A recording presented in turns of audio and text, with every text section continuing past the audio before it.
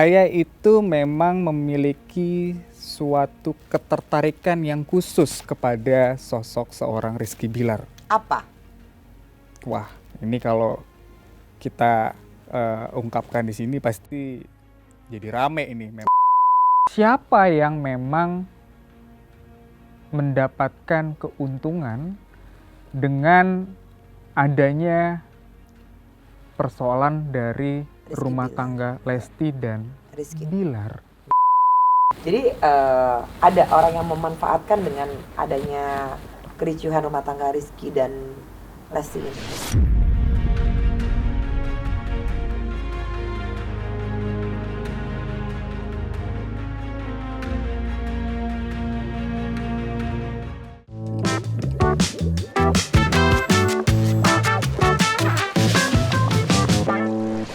Abang katanya nggak mau untuk public figure ya, tapi kok dengar-dengar viralnya seorang lawyer yang bernama Sadrak itu menangani kasus Rizky Bilar. Apakah benar itu? Gimana ceritanya? Rizky Bilar, sebenarnya public figure yang saya tangani itu bukan hanya Rizky Bilar, ada beberapa. Tetapi ya karena kebetulan expose masyarakat itu cukup besar dengan sosok yang bernama Rizky Bilar. Begitu. Jadi ya tentunya seperti yang tadi saya sebutkan di awal, ketika ada seseorang kita tidak memandang dia siapa, ya pasti saya akan bantu ketika memang butuh bantuan hukum. Gitu ya. Seperti itu. Bayarannya itu pasti fantastis sekali. Apakah benar? Terkait fantastis atau tidaknya, buat saya itu relatif. Bagaimana pandangan orang sebenarnya. Namun saya itu memang memiliki suatu ketertarikan yang khusus kepada sosok seorang Rizky Bilar. Gak apa-apa, saya suka keramaian di sini. Di sini rumah saya, cumi visit. Ya. Kenapa? Pada prinsipnya begini, kalau kita bicara mengenai seorang Rizky Bilar, dia itu menurut pandangan saya adalah manusia biasa. Ya, of course. Dia adalah seorang suami. Ya. Dia juga merupakan sosok seorang ayah. Ya. Namun memang ada kekhususan yang saya lihat di sini, yaitu berupa ketidakberimbangan pemberitaan ketika saat itu kedua orang ini mengalami musibah. Bang Sadrak tadi bilang dan bicara tidak adanya berimbang. Betul. Ya. Tidak adanya berimbang itu dalam arti hal apa? Pemberitaan. Bisa dijelaskan tidak berimbangnya kasus Rizky Bilar ini? Begini ya. Pertama, kita tentu tahu seorang Rizky Bilar dan Lesti Kejora ini membina rumah tangga dengan usia yang masih sangat muda sekali. Yes. Ya. Di mana mereka belum ada pengalaman bagaimana caranya membina rumah tangga ataupun membangun rumah tangga ini menjadi utuh. Yeah. Ya. Dan ketika mereka mendapatkan suatu persoalan di dalam rumah tangga mereka, yang saya nilai di sini mungkin, ini bahasanya mungkin ya, jangan diplesetin. Mungkin mencurahkannya itu mungkin kepada pihak-pihak yang memang tidak memberikan saran yang tepat, saya rasa. Salah terhadap orang yang salah. Bisa dibilang bukan salah ya, mungkin dia kurang tepat kali menurut saya. Iya, kurang tepat dengan dan salah hampir sama. Hampir sama. Yes. So, terus Bang? Kenapa? Tadi saya sudah sebutkan di awal bahwa kedua orang ini kan memang masih cukup muda ya. Iya. Dan ketika terjadi persoalan rumah tangga, Kemudian mungkin, ini sekali lagi saya sampaikan, mungkin mereka mencurahkannya kepada orang-orang yang tidak tepat. Benar. Dan orang yang tidak tepat ini mungkin juga, ini Cuma- mungkin juga ya, masih asumsi karena Iya. memang saat itu saya tidak menanganin perkaranya mereka. Iya, benar. Mempergunakan kondisi rumah tangganya mereka ini yang sedang goyang, dipergunakan untuk beberapa hal yang menurut saya kepentingan pribadi lah. Iya, mungkin kepentingan pribadi itu bisa dengan dimanfaatkan dengan momennya adanya Rizky Bilar dan Lesti ini, ada kasus seperti ini ya, mungkin ya. Bisa juga itu ya, bisa dikatakan seperti itu. Iya, bisa dikatakan seperti itu memang. Jadi boleh nggak saya membuat suatu contoh analogi ya? Iya, Boleh ya? boleh. Saya memberikan contoh seperti ini. Mbak sebagai seorang wanita Yes. memiliki seorang pasangan Iya. laki-laki. Kemudian suatu saat Mbak datang ke saya menyampaikan bahwa persoalan rumah tangga yang Mbak alami. Kemudian saya sebagai seorang advokat langsung mengambil suatu kesimpulan dan asumsi yang oke, sebaiknya kamu begini. Iya. Ya. Yang belum tentu apa yang Mbak sampaikan ke saya itu benar faktanya. Nah, karena memang saya melihat Mbak ini memiliki artinya hal-hal di belakang ataupun hal-hal yang lainnya, mungkin contohnya Mbak merupakan seorang public figure, saya ini mempergunakan Mbak ini mungkin hanya untuk kepentingan ataupun demi mendapatkan exposure. Mungkin ya, mungkin. Tapi begini Mbak, ketika tadi saya lanjutkan Mbak datang ke saya, Mbak mengadu, meminta bantuan, saya tidak akan langsung percaya dengan apa yang Mbak sampaikan kepada saya. Karena posisi seorang advokat itu memang harus berimbang. Kalau memang Mbak salah, Mbak salah. Kalau memang Mbak benar, patut dibela. Benar, ya kan? Nah, yang saya sesalkan di sini, bagi saya akan merasa gagal sebagai seorang lawyer atau sebagai seorang advokat adalah ketika saya mengenal baik dengan Mbak dan saya mengenal baik dengan suaminya Mbak. Ya. Ketika Mbak datang ke saya mengadukan perihal mengenai persoalan rumah tangga Mbak, saya tidak akan kucuk-kucuk datang ke Mbak. Ini loh, surat kuasanya kamu tandatanganin, kita proses perkaranya. Tidak. Karena apa? Pada prinsipnya, seorang advokat itu memang harus tahu juga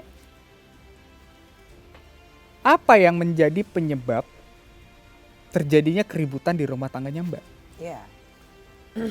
Iya kan? Iya, benar. Dan saya pasti tidak akan tiba-tiba yang tadi saya sebutkan di awal, ini Mbak, ini surat kuasa, cerai aja. Atau tiba-tiba saya datang ke Mbak, ini Mbak, kita laporkan persoalan ini kepada pihak yang berwajib. Tapi yang udah-udah kebanyakan seperti itu ya? Iya dong. Ini saya yang ngomong. Yang udah. Kalau saya. Iya. Tapi Nah, kalau yang paling saya beda. sesalkan ketika saya merasa saya gagal sebagai seorang advokat itu yang tadi. Saya kenal suami Mbak, saya kenal Mbak dengan baik. Ya. Tentunya pasti saya akan panggil dulu suaminya Mbak. Mas, Bener gak sih ini gitu ya? saya dapat laporan seperti ini Mas. Ya, Ini bener gak sih? benar. Ya. Kalau memang kalian berdua mau berpisah, sebutkan dan jelaskan kepada saya apa alasan yang paling pokok dan mendasar kalian berpisah. Gitu. Buat saya. Iya. Seperti itu, Mbak. Karena persoalan yang Mbak hadapi ini kan merupakan persoalan rumah tangga, domestik kan. Iya, benar. Jadi kalau banyak sekali klien datang ke kantor saya, mau itu public figure, mau itu pengusaha, mau itu pejabat, Bang, tolong bang bantu saya pengen bercerai. Hmm. Saya bisa pastikan sulit untuk saya tangani. Kenapa? Pasti saya akan mendamaikan dulu. Ya.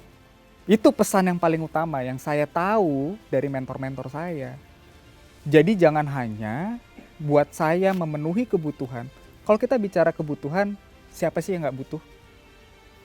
Bener dong? Benar. Saya pasti butuh secara ekonomi. Yes. Tetapi yang mau saya sorotin di sini tadi, kegagalan saya menjadi seorang advokat adalah karena itu. Apabila Saya tidak bisa mendamaikan orang. Karena apa? Ya. Toh juga kalau bercerai di dalam proses peradilan, wajib hukumnya untuk mediasi terlebih dahulu dan mengutamakan asas perdamaian. boleh nggak sih sedikit Mas Sadak menceritakan tentang apa sih yang diketahui tentang persoalan soal Rizky Bilar, boleh ya? Begini, ini sebenarnya pertanyaan yang cukup tajam ya buat saya. Karena memang yang ditanyakan ini kan yang saya ketahui. Iya. Mohon maaf kalau memang saya keliru pertama-tama. Cuma yang tadi saya sudah sedikit banyak jelaskan juga di awal, persoalannya Rizky Bilar dan Lesti Kejora ini ya memang kalau saya mengambil kesimpulan, saya pribadi, Lesti Kejora dan Rizky Bilar ini ya memang kembali menjadi korban menurut saya. Hold dulu, korban. Ya. Korban bisa dijelaskan, korban. Korban, Ya, besar penjabarannya, korban. korban. Itu pelik sekali, itu sangat-sangat penting. Apa itu Bang? Korban yang tadi saya sebutkan juga di Ya. awal bahwa ya saya nggak tahu siapa yang memang mendapatkan keuntungan dengan adanya persoalan dari Rizky rumah Bilar. tangga Lesti dan Rizky. Bilar. Benar. Jadi memang di awal tadi saya sudah sempat jelaskan juga, tapi balik lagi itu kalau saya tidak akan melakukan hal itu. Karena apa? Saya mengenal dua-duanya kalau saya. Jadi saya bisa ambil kesimpulan merupakan sebagai seorang korban ya, saya nggak tahu siapa pemain di sini. Benar. Bang Sadak tidak tahu siapa, ada someone di balik ini semuanya. Saya nggak tahu. Yakin. Ya. Jadi ada orang yang memanfaatkan dengan adanya kericuhan rumah tangga Rizky dan Lesti ini ya. Saya nggak bisa bilang dia ya mungkin begini ya mungkin ya saya memaklumi juga bahwa kan masing-masing orang ini kan berbeda-beda ya. Masing-masing orang ini pasti punya tujuan yang berbeda-beda. Tapi kalau saya di posisi itu, saya nggak akan lakukan hal itu. Itu aja pesan dari saya. Saya nggak mau melebar terlalu jauh. Saya nggak mau menyerang siapapun di sini. Tapi itu balik lagi pendirian saya. Oke. Tapi benar-benar yakin tidak tahu ya someone di balik ini semua. Dalang di balik ini semua tidak tahu. Mas Saya Sadak. nggak tahu. Benar. Tapi kalau Sekali Mbak lagi tanya, saya tanya benar ya? Nggak tahu. saya nggak tahu. Yakin. Yakin. Mungkin apakah Rizky Bilar pernah bercerita tentang sesuatu atau curhat atau bagaimana? Dan begitu pun pula dengan Lesti, pernah curhat seperti apa atau bagaimana? Enggak pernah. Kalau cerita curhat ya pasti ada. Karena saya berkomunikasi cukup intens. Oke, dengan seperti itu kan kita bisa menyimpulkan tuh. Ada siapa dong di balik itu, dalangnya semuanya? Masa nggak? Sekali lagi saya nggak tahu. Benar ya, nggak tahu sama sekali. Nggak tahu. Oh, terus tentang KDRT Rizky Bilar. Ya. Rizky Bilar ini bukan pelaku KDRT kan? Atau gimana?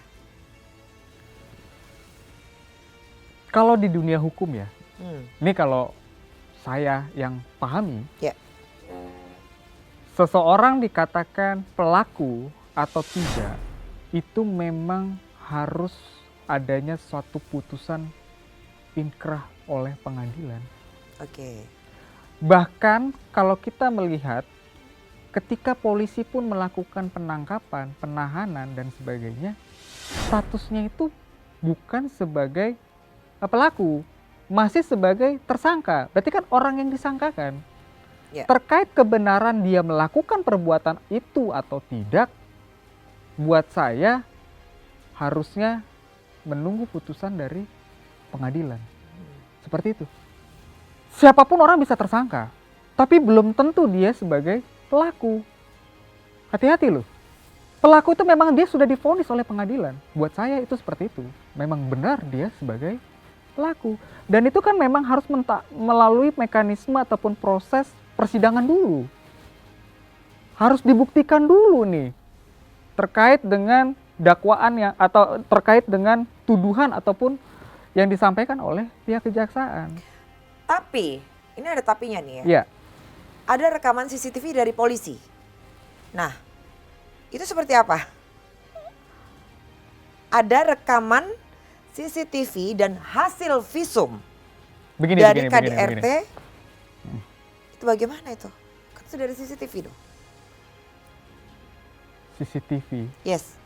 Kita berbicara CCTV itu, CCTV yang ditampilkan itu saya kurang yakin sebenarnya.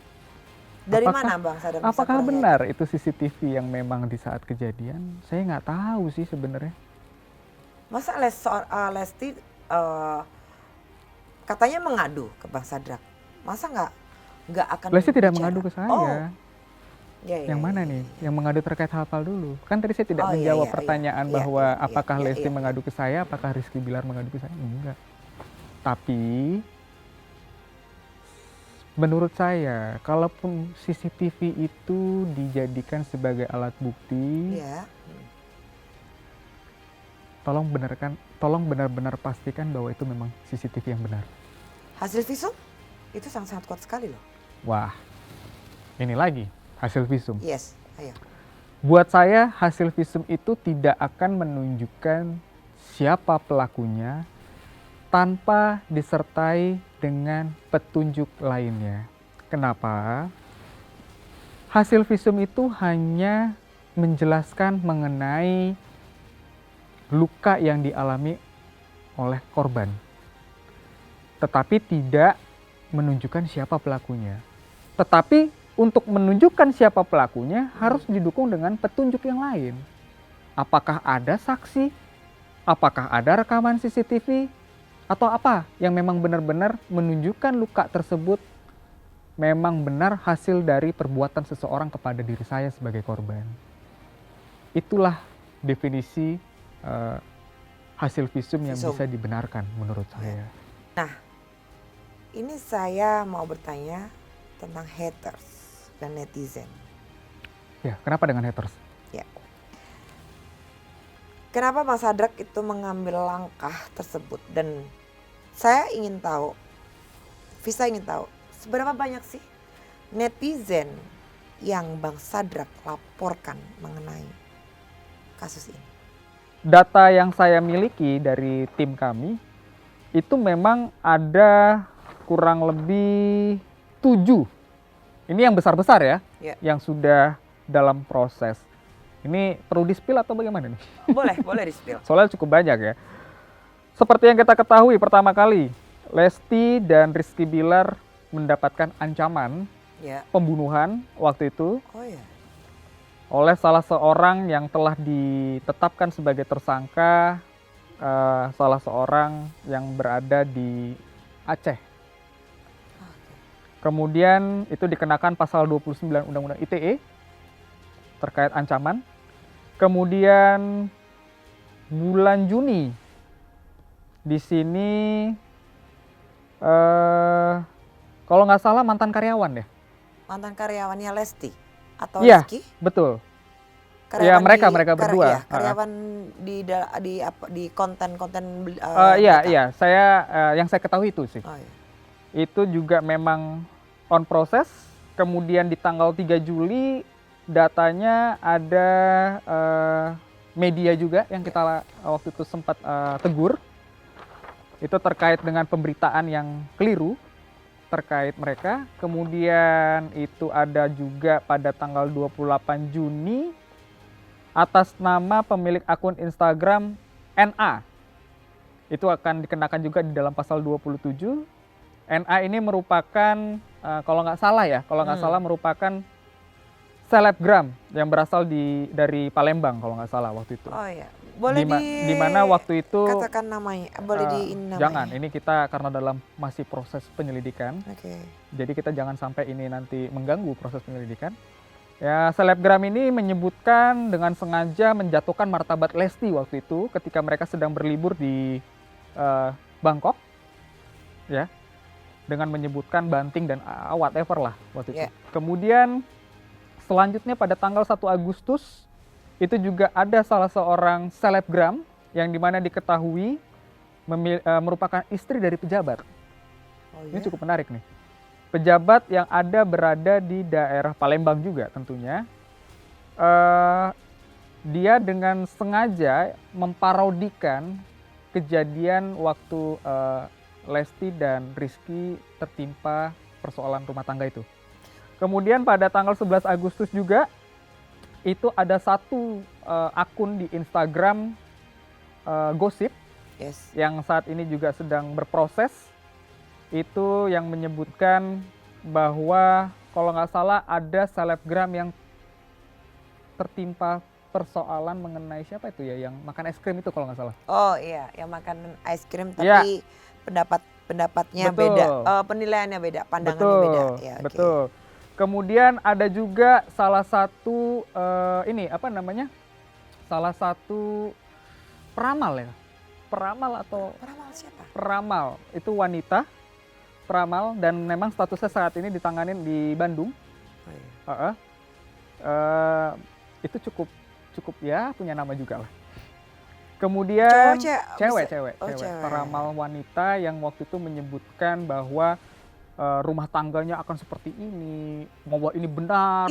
Itu akan masuk juga akan diproses juga. Tunggu tanggal mainnya. Oke. Kemudian yang paling terakhir, tapi mungkin ini katanya sih infonya beritanya udah cukup lama ya, udah cukup lama ini Tapi mengenai. tidak bisa karena itu kan jejak digital. Betul, saya sepakat. Gak boleh. Bahwa ada salah seorang, kalau nggak salah juga ini merupakan penyanyi dangdut. Oh ya? Penyanyi dangdut yang Bisa ada inisialnya? AM kalau nggak salah. Kalau nggak salah ya, ini karena dari akun Instagram. Tapi waktu itu dia mempublikasikannya itu ada di TikTok. Dia menyebutkan seorang Rizky Bilar telah memiliki anak karena saya tahu bahwa ini dia memiliki anak dari seorang wanita. Oh ya, saya sempat dengar itu. Ya? Ya. Tahu ya mungkin ya. Tahu. Dari seorang wanita, kemudian yang ternyata itu merupakan keponakan dari seorang Rizky Bilar. Ya. Ya. Nah, kemudian dia bilang dia tahu karena teman-teman salonnya sudah memvalidasi. Wah, ini kan sebenarnya sudah sama juga menghancurkan martabat seorang Nama Rizky baik. Bilar ini. Iya. Saya semuanya. rasa bukan hanya seorang Bilar dan Lesti yang akan melakukan hal ini. Mbak juga kalau difitnah seperti itu mau? Nggak mau. Ya udah. Inilah kenapa saya sampai saat ini tetap berkomitmen untuk berdiri di sisi mereka agar terjadinya keberimbangan lah. Tolonglah gitu. Tapi saya sangat setuju sekali ya, Cumi Lovers. Untuk netizen dan haters yang bicaranya itu kadang nggak karuan ya. Itu supaya diberi efek jera dan pelajaran seperti ini. Saya sangat setuju sekali seperti ini. Dan ini kapan untuk diproses? Sudah. Saya akan tepuk tangan. Sudah. Karena saya mengetahui semuanya ini siapakah dia. Sudah. Kami masih memberikan mereka waktu untuk bisa tidur dengan tenang. Oh, bulan-bulan tenang ya. Masih memberikan Netizen waktu ya. untuk bisa makan dengan nyenyak. Oke. Makan dengan enak, sorry, bukan Makan dengan dengan enak ya. tidur dengan nyenyak. Tidur dengan nyenyak. Kalian masih bisa Ya. masih dikasih waktu oleh Bapak Sadrak Iya. Tapi tunggu tanggal mainnya. Makanya hati-hati. Silent is gold. Bang Sadrak, dari data yang kami miliki itu, abang ini adalah seorang ya, backgroundnya itu Mm-mm. memiliki latar belakang yang cukup menarik. Karena Bang Sadrak itu adalah merupakan seorang anak dari jenderal. Ya. Dan memiliki hubungan dengan beberapa politisi atau pengusaha, pejabat negara. Itu bener gak sih? Iya, jadi kalau di kalangan militer itu ketika melihat ataupun membaca nama saya pasti sudah tahu Sadrak Sesquadi. Berat banget ya. Sesquadi itu merupakan kepanjangan dari Sekolah Staf Komando Angkatan Darat. Oke. Jadi saya itu dilahirkan ketika ayah saya itu sedang melaksanakan pendidikan Seskowat pada waktu itu di Bandung. Jadi kalau ditanya benar atau enggak, benar. Diketahui juga berdasarkan data yang ada nih ya. Bang Sadrak ini mempunyai kedekatan khusus dengan dua orang senior lawyer. Lawyer juga nih. Itu Profesor Otto Hasibuan dan Dr. Henry Yosodiningrat. Itu benar kaya. Ada hubungan apa sih sama mereka? Nah, kedua sosok ini merupakan sahabat dekat dari ayah saya Oke. zaman dulu. Ya. Kemudian saya bisa menjadi sekarang sebagai seorang advokat itu tidak lepas dari ajaran Beliau. Dr. Henry Yosodiningrat. Oke. Beliau itu merupakan sosok mentor, Hmm. guru, dan juga sudah saya anggap sebagai sosok orang tua saya juga. Kalau kita berbicara Profesor Otto Hasibuan, kedekatannya memang tadi sudah saya jelaskan, itu memang sahabat ayah saya juga. Dan kebetulan saya banyak berkomunikasi dengan Prof. Otto itu karena saya memiliki ataupun menduduki jabatan sebagai Sekretaris Dewan Pimpinan Cabang Ikadin untuk Kota Tangerang Selatan. Saya juga merupakan sekjen untuk suatu lembaga bantuan hukum Ya. yang bernama SRO, di mana bantuan hukum itu memang dikhususkan kepada pemberian bantuan bagi masyarakat yang kurang mampu. Itu di situ ada siapa aja yang orang-orang penting maksudnya? Oh, tentu banyak, Banyak. banyak sekali. Jadi memang Termasuk Bang Henry Yosodiningrat. oh tidak, Oh. itu berbeda.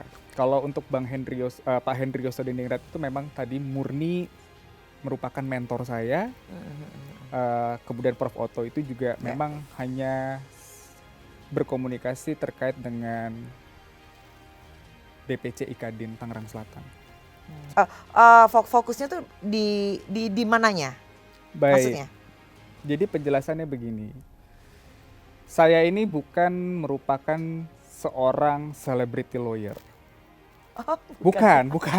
Salah itu persepsinya. Jadi ini Fokusnya khususnya kantor saya ini memang ya kalau untuk teman-teman profesi kurator tentunya tahu bahwa saya ini paling banyak menanganin perkara-perkara yang ya berhubungan dengan perusahaan sebenarnya. Oh, Jadi untuk khususnya litigasi corporate, ya itu memang kantor saya tuh berfokusnya kepada ke sana. Jadi bukan karena saya menangani public figure, saya menjadi selebriti. Iya, gitu. bukan. Tidak ya? Tidak sama sekali, tidak seperti itu. Jadi pure untuk perusahaan. Perusahaan ya? Iya, betul. Khusus itu ya, oke. Jadi nggak bisa ya kalau untuk misalkan artis atau public figure, Bang saya minta tolong dong. Pada prinsipnya walaupun kami berfokus ke perusahaan, Hmm. kami tetap pasti akan membantu yang namanya ketika masyarakat butuh bantuan hukum.